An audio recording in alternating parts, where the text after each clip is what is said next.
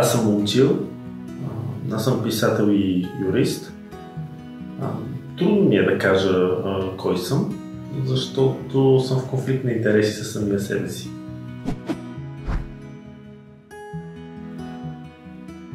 Спокойна напрегнатост.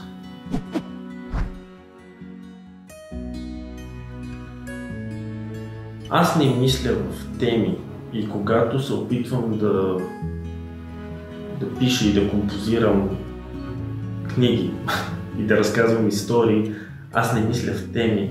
Аз взимам неща от много различни места и се опитвам да разбера как те работят заедно и как правят едно цяло. Ако след това някой друг иска да разпадне обратно текста и да види кои са темите, прекрасно.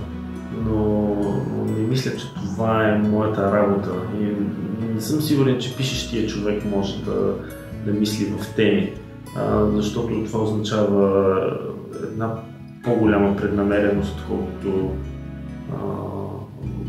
аз лично мога да допусна за себе си.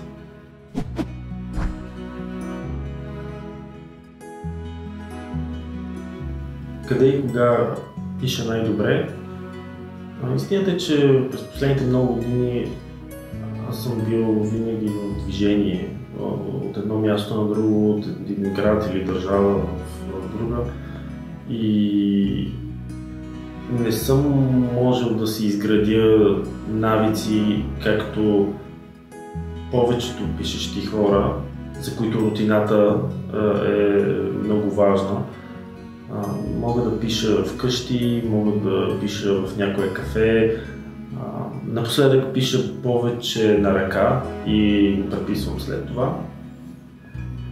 Но тази несигурност и непредвидимост сигурно е фактор за начина, по който пиша и за тази нерегулярност. Обичам да пиша по-скоро вечер или напоследък през уикендите, когато имам повече свободно време. Мисля, че най-важното обаче е, че пиша, когато усещам, че текстът е готов да излезе. Не обичам да го насилвам, защото знам, че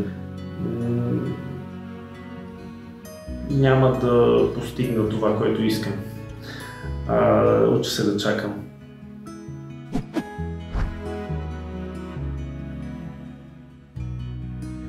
Не мисля за абстрактния читател, докато пиша, защото това би означавало да нахлуят стотици хиляди гласове. Мисля за историята, която искам да разкажа. Аз съм там, аз съм едновременно режисьор, сценарист, оператор, монтажист и също така читател.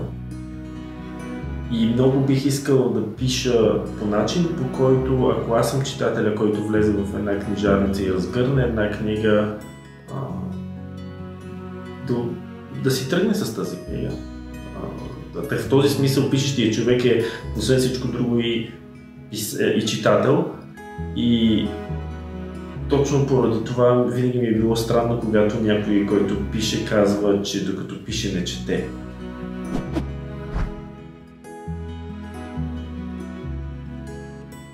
След литературата, изобразителното изкуство и музиката са ми най-близки. Музиката ми дава фон на целият творчески процес, на моето ежедневие и не мога без нея. Бурланди беше написана под влиянието на един много важен за мен саундтрек към този момент. Изобразителното изкуство ми дава образите. Това е един непрестанен източник на образи, които захранват писането. Но и не само. То може да повлияе по най-различни начини, несъзнателно. И това за мен е много важно. Има ужасно много неосъзнато в този процес. работа с образи и те се идват от някъде.